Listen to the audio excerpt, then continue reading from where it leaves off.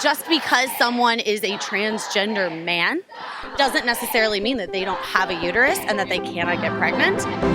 Infowars, the most banned network in the world. A lot of the focus is on women and females, and that we need to remember that there are transgender individuals that this will affect as well, and it can be even more traumatizing for them than it might be. So can you tell me how transgender will be affected by this? Yeah, absolutely. So just because someone is a transgender man doesn't necessarily mean that they don't have a uterus and that they cannot get pregnant. And so if something were to happen, forbid rape or incest or something of that nature, much less just consensual sex, and then getting pregnant, them not having that option. A lot of transgender individuals already struggle with body dysmorphia. And so you're adding on top of that now a pregnancy, which is something societally we typically think of as a feminine problem.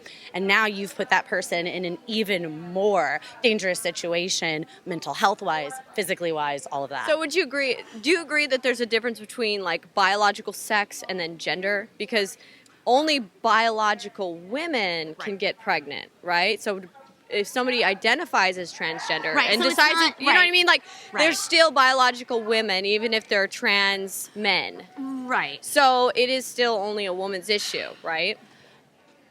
So you get really tied up in that idea of like biological, identified, assigned, and all of those words. And none of those are really the kind of words that you want to be using, because if someone is a transgender man, they are a man. They're just a man with a uterus.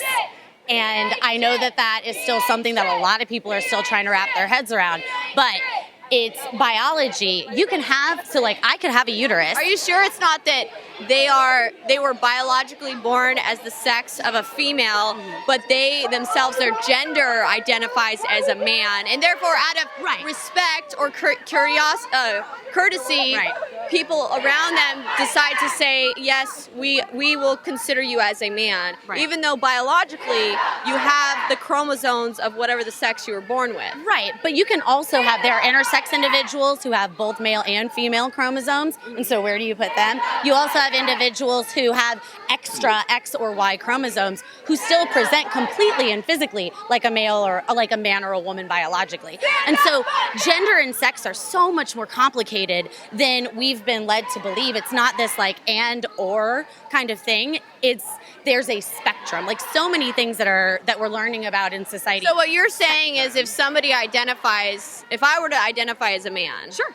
Right, as a trans man. If you were a man and you felt that you had been born into the wrong body, then you're a man. Yeah. So you're saying that if I said, okay, I'm a trans man, that then means that I am actually a man. Yes. And that I'm not, like, who cares if I have a vagina? Right. Who cares if I have XX chromosomes? Who cares if I have a uterus? Who cares if I have the anatomy of a female? I'm a man. Yeah. So what do you think about how medical professionals might handle this situation, especially in the instances of prescribing medications, treatments, I think it's like anything else. Everybody has, you have to look at when I go to the doctor, I have to tell them what drugs I'm on, what issues I've had, what healthcare issues I've had in my past. So what about this instance? Because I've seen this been brought up before. When a trans woman goes into an abortion clinic, had a pee stick or something that said they were pregnant, and they go in there and they're like, I think I'm pregnant, I need to be tested. Should the doctors treat that trans woman as though she really is pregnant, or should they say, well, look, you actually have the anatomy of a man, and you having a positive for a urine test for pregnancy might indicate testicle cancer. Oh yeah, or prostate cancer. That's the thing is there's instances where you have to acknowledge their biology for their own well-being. I think that saying recognize the biology is the wrong approach to it. I think recognize their right to health care regardless of gender or gender identity. And so if someone comes in and you know that test isn't necessarily saying they're pregnant, but instead saying they have some kind of cancer, then yeah, you should definitely be addressing that, because the health care and the health of the human is more important than anything else. So what about the health of these instances where pregnancies are involved? What is your belief on pregnancy? Should there be any limitation on abortion? No, it's a woman's right to choose, and all the way up until birth? Yeah. Really? Yeah.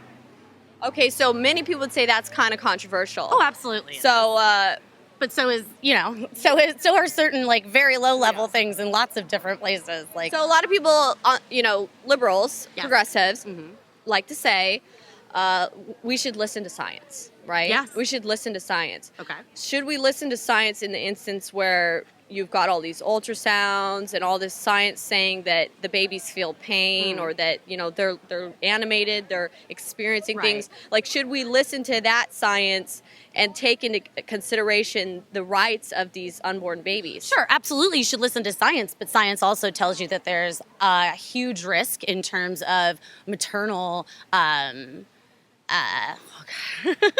in terms of the mother living and surviving. Yeah. And so I think that everything is such a case-by-case basis. You cannot make a blanket What if I were to statement law. tell you that some of these late-term abortions happening in clinics are actually more risky to women's health than if she were having a late-term cesarean delivery in a hospital I'd with have to see doctors the and data on it. surgeons? Yeah, I'd have to see the data on it. My dad's a high-risk maternal fetal medicine doc, and so I've heard lots of horror stories, lots of miracles, and I've learned enough that everything is a case-by-case basis and it's individual, and the living human standing in front of you is the one that should take the priority. So, like, for example, when they do the third trimester abortions in abortion clinics, they do induce labor. So they don't do C-sections. They do vaginal labor, which we know there are complications associated with vaginal labor. Right. You could hemorrhage. You could have the mother could die essentially. Right. Yet they're having abortion clinicians Right. perform these procedures, not doctors, surgeons that could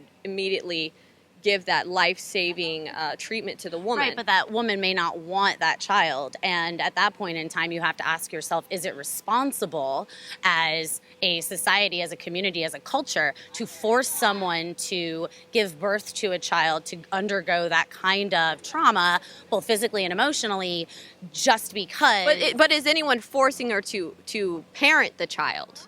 No, but I mean, our adoption agencies and our orphanages and all of that process is a huge. The whole thing needs an overhaul. Yeah. That's the thing. Because It's you know that they don't have options. even if you go in for a third trimester abortion, you have to physically give birth to it. It Right. has to come out of Right. you. That's what they But do. it's- So you're having the baby whether you like it or not. If you're that far along in the pregnancy, so it's a matter of whether you're having the baby alive or you're having the baby dead. Right. So what? I mean, if it makes Disagree no on the difference. disagree on the word baby, Yeah, but okay. yeah. If it makes no difference to the woman, the baby's out of her body on that day she wants it out of her body. Why is it so important to Well, kill the certainly, baby? I would certainly hope that that woman isn't thinking only of her experiences. Yeah. Yes, her experiences are vital and important and absolutely critical to be considered. But also, we live in a global society where we need to be thinking about the impact of our decisions on the rest of the world. And if we are eliminating something, that the resource such as abortion and safe legal abortion, if we're eliminating that, then what we're doing is we're forcing that person to not have autonomy and not be able So to is the consider real themselves and is the the real issue the overpopulation in cities? No. It's not. That's not it at all. It's about the choice. It's about that choice to not my choice to overpopulate. think about all of the aspects, including my own physical health, and make that decision. Okay. Thank you. You're welcome. We all know the importance of fish oils. While we are sure to provide them for ourselves, it's just as important to make sure your kids get their EPA and DHA too. Honor Roll is a powerful DHA fish oil formula for your child. Built from the ground up to support your child's development, this formula uses wild anchovy fish oil, ultra-purified krill oil, and wild salmon fish oil with vitamins to boost your child's mind and body. With this fish oil formula, you can support your child's optimal heart, joint, cognitive, and brain health while providing DHA, which has been shown to be essential for your child's brain growth spurts. Built on powerful ingredients with 580 milligrams of high DHA omega-3s, this formula is highly refined to eliminate nearly all heavy metals. If you're looking for a formula to help your child grow, look no further. Try Honor Roll from Infowars Life at InfowarsStore.com.